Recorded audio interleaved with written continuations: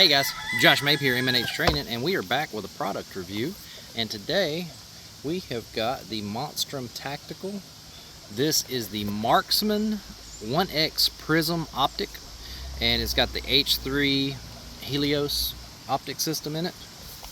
This one is, let's see, it weighs 8.6 ounces. It's got a 1 MOA click for adjustments. It's waterproof, shockproof, fogproof. Let's take a look at it. And this is going to go on the Heckler & Koch 416-22 LR that I got the other day. That's what we're going to top this on. At the end of the talking about it, we're going to actually mount the scope. We're going to sight it in, and then we're going to do a little bit of a torture test to make sure it can hold a zero. So stay tuned for that here in just a little bit. But let's go over this scope. First thing, like I said, this is the Marksman. It does have a lifetime warranty. It is 2 MOA circle dot reticle, 5 levels, red and green illumination. It's the Ultralux multi-layer lens coating for a sharper image. It's made of 6061 aircraft grade aluminum, built-in mount, and it's waterproof, fogproof, shockproof, and like I said, lifetime warranty. So you get your little instruction manual here, your on and off switch. It uses a CR2032 battery, so very standard in the red dot world. And this thing comes in a sealed package. That's different. Let's see what else we got in here. We got our battery. We've got our screws. We got our little Torx wrench. And that is about all that it comes with. I'll pop this little Torx out here. Use it. Open the big package. And this is what she looks like.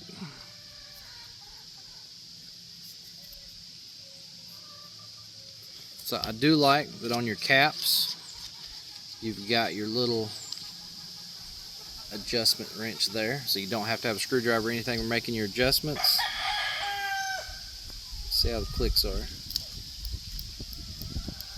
Clicks are very defined. I like that. You can hear them here, probably here. So very defined clicks. They seem to set solid like that. Let's see if that's a spare battery or if it came with a battery in.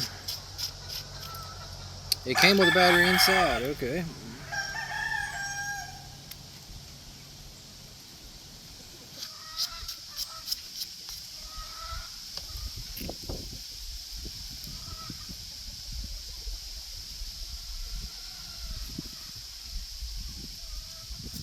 Okay, when you look at the front, you can see, it's kind of hard to tell here, I don't know. If you look at the front, you can see the coating, maybe the green coating on the lens.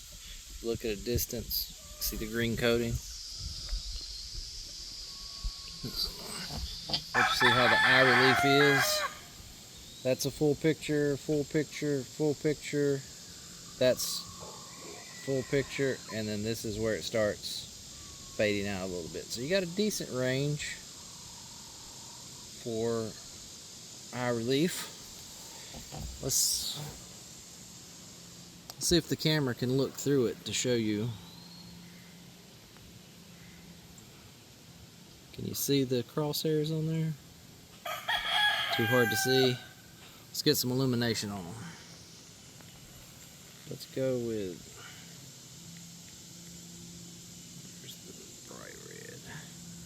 there's the red setting. Let's see if we can see that. So there's your optics. I like the fact it's nice having the static crosshair compared to just regular red dots, not prism scopes. So I do like that. Lighting is good. It's hard to tell on camera, but they're cover the end. There's no reflections, and it doesn't look like the light's blown out. It is just the little crosshairs lit up. Green looks the same way. It seems to be pretty consistent. It's not like any hot spots on one side or the other. which is nice. So, looks pretty good. Looking at targets at a distance. The 1X is, it's not perfect. It's okay. But like when you leave both eyes open on like higher quality ones, it literally, you can't tell the difference, like the size of anything from your left eye to your right eye. This one, everything looking through the scope seems smaller than it actually is. So it's a little bit off as far as that goes for shooting with both eyes open. So that's the first thing that I'm a little bit disappointed in.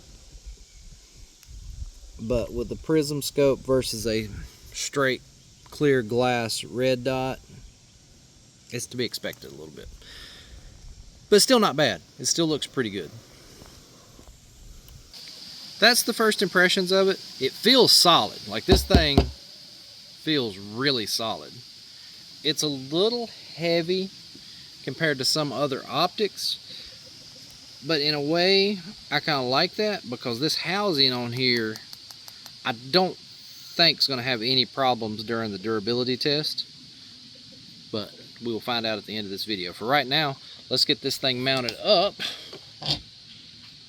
So we are going to take this,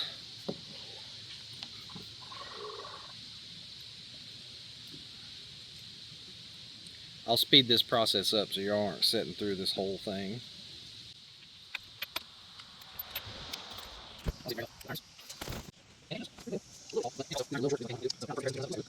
Alright, well, we got it mounted here. So now the only thing to do is tighten her down and then load up a magazine. We'll get this sighted in, we'll show you all that process, and once we get it sighted in, we'll shoot a 5-shot group, see where it compares on a fresh target.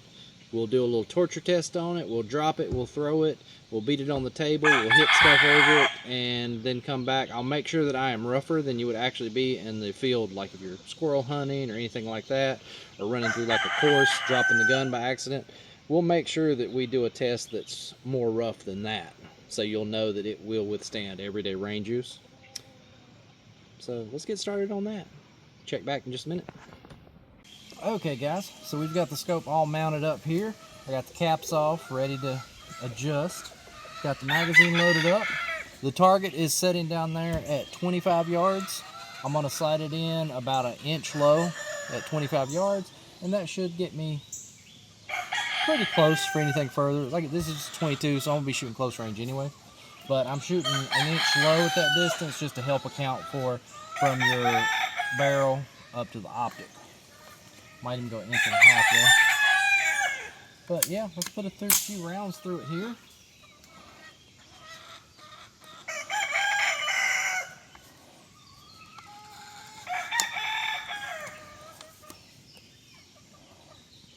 Oh wow. Okay. Real quick before I shoot, one thing I'm noticing. So what I was talking about a while ago, keeping both eyes open, and the difference from looking through the scope versus just looking at the target. Everything is so much smaller when you're looking through the scope. That's one thing I've noticed I'm not a fan of. I've shot other prism scopes and they don't seem to be this drastic. I'm going to hold on the target right there, and I'm going to let our cameraman go above the scope and show you what the target looks like, and then look through the scope. So above the scope, you see the target? Through the scope, go back up. So the target looks a lot smaller once you go through here. Let's see if we can get it to focus. It's probably going to just focus on the, there it goes. So yeah, if you look at that, now come back up. It looks about a quarter of the size smaller than actual just looking at it. But anyway, let's go ahead and get some shots through here.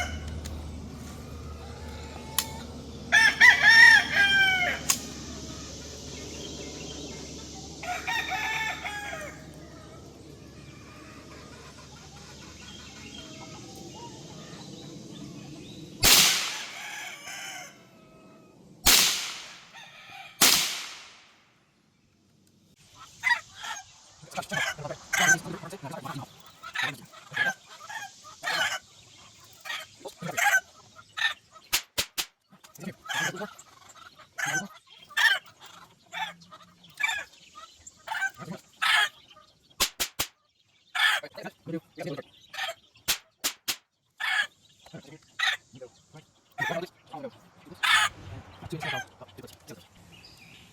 gonna aim at the right target beside the head.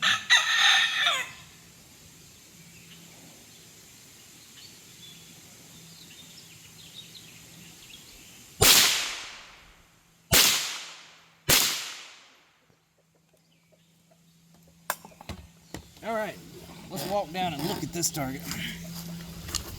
And y'all can see my adjustments and where the impact is, or maybe you can see it from there.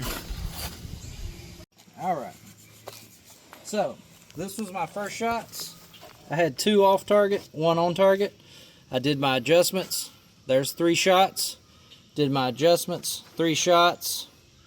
Did 1 adjustment, shot these 3, and it's just a little bit left and a little lower than I wanted to be. So I adjusted 1 more time and got this 3-shot group here. So that looks pretty good. So as you can see, we're in line left and right, and we are about 1 inch to 1.5 inches center of that 3-shot group below. So that's what we're going to go with. That's the one we're going to use for our comparison. I'm going to leave this target right here. We're going to shoot the left target after we do the torture test to make sure that it holds a 0. So let's go play a little bit.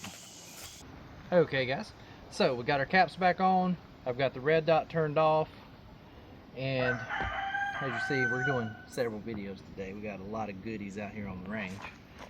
So after this, we're going to be doing a shotgun video and some pistol videos.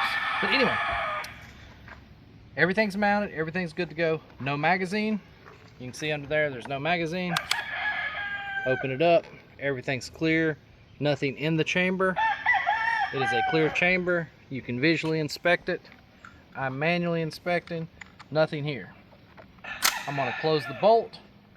I'm going to click it.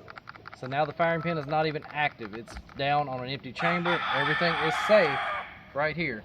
I've also got my cameraman that verified everything was safe. This is a 22. This is manufactured by H&K and Umarex. This is not as durable as an actual AR. I can't beat the gun up as much as I do a normal AR.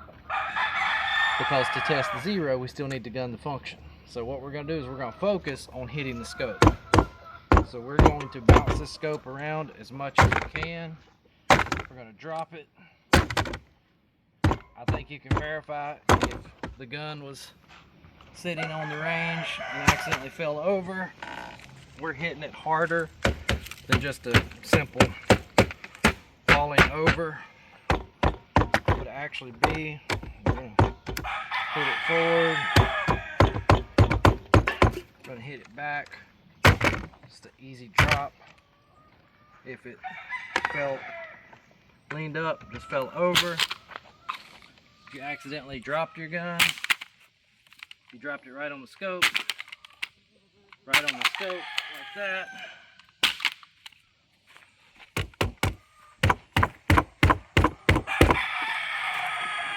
So, I mean,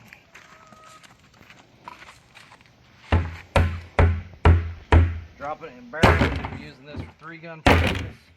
You need to drop the gun in a barrel.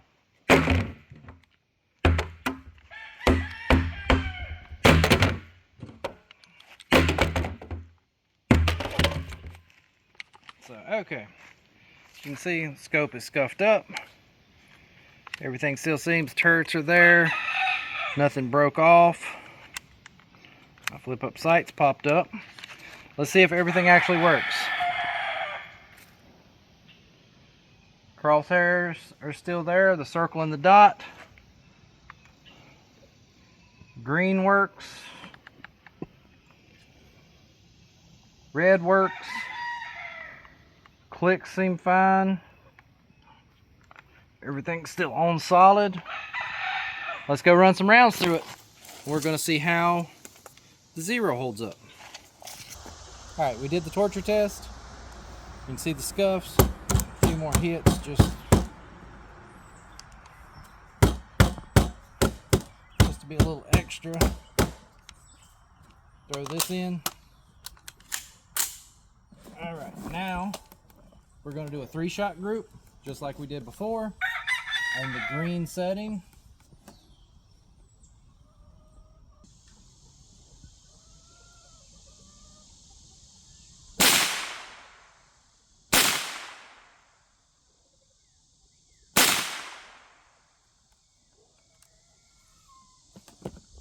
Let's go take a look.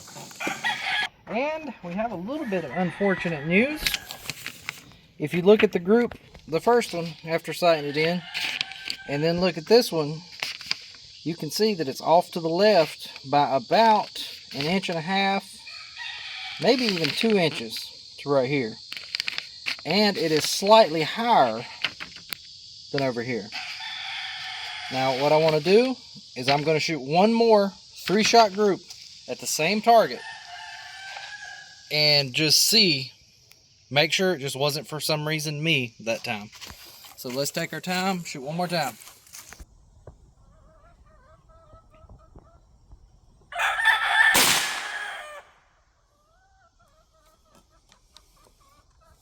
Out of rounds. Keep watching. I'm gonna only throw 2 more rounds in. We're doing a 3-shot group.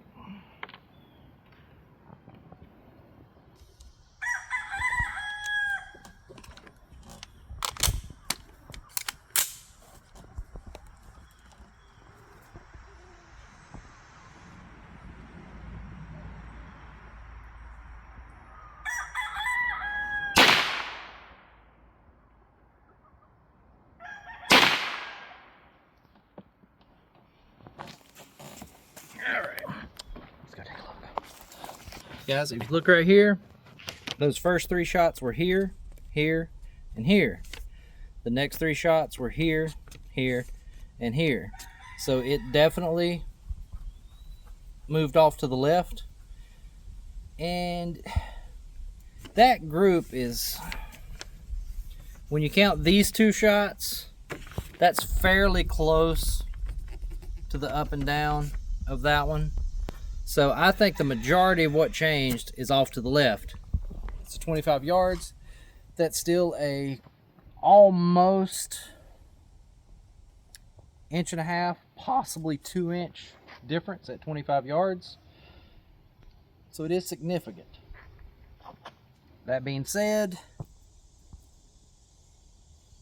is it a game changer? No, I still hit the circle. So for just plinking and steel, it did fine. But if you're looking for something precision, that's probably not going to be your best option. If you're looking for something that holds a 0 for active shooting, something if you drop it and everything else that it's going to stay on, that's not the one. I would probably reserve it more for 22 and plinking, like I'm going to use it for. It's going to work perfectly fine for that. We're going to throw some more rounds through this, just see how the dot looks on target and stuff. So let's just go give it a few more shots. All right. Okay, so now we're just plinking at steel. You got down there. So we're still going to hit steel with this, I'm sure.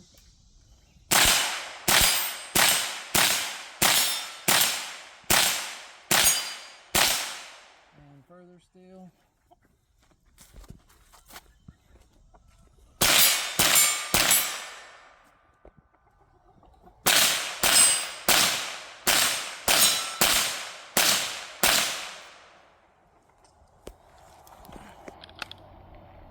Right.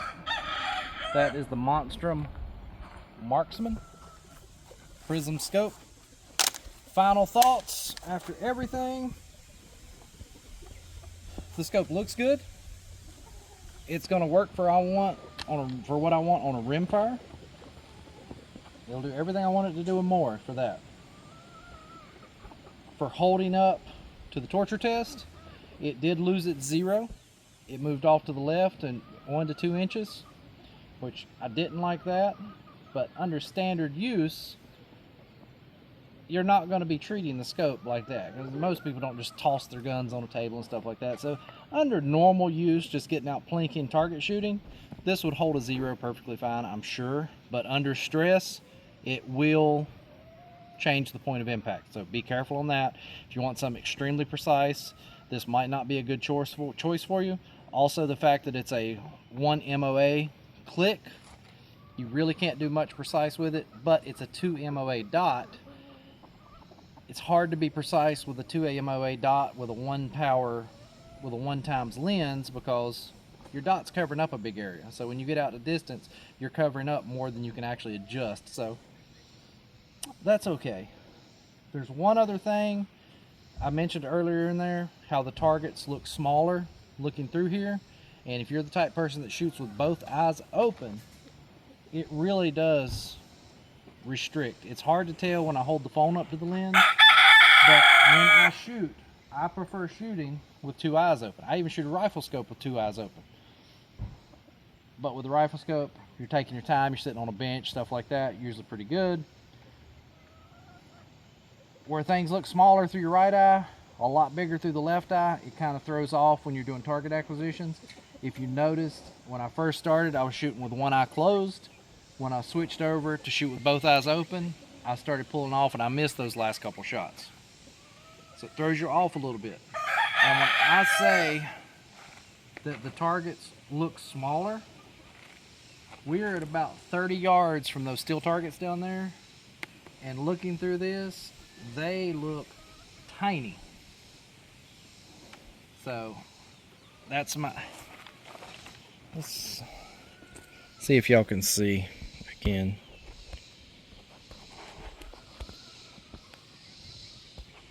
I don't know how I need to adjust the phone. This is so hard to line up and see. Oh, there we go. So you can see how tiny those look when you're trying to aim. And then if I move the gun, they look, see on the phone, they don't look that big a difference. Well, you can see a difference there. You can definitely see a difference from there to there. But in person, I can tell you it's a lot more drastic than what it looks like on the camera. That's my downfall. If I was trying to shoot out 50, 75, 100 yards, say I was putting this on a 5.56 for a 3-gun match, that wouldn't work. I would not be a fan of this Prism scope. I would rather have a standard red dot than this one. And it could just be me. I might not like Prism scopes. I've shot other Prism scopes and liked them. This one is going to remain on my 22. It's just plinking steel, and I think it's going to work great for that. So that's my review on the Monstrum. If you want something just to plink, play around with, that you don't mind if it gets knocked over, it throws it off an inch or so because you're just shooting steel with it, it's a good choice. This thing's only, I think this is like $100, maybe even less than $100 on Amazon. If I can, I'll link to it in the description so you can get an idea of it. But other than that, that's the review. Thank y'all for watching. Please like, subscribe, and share, and we'll see y'all next time on the range.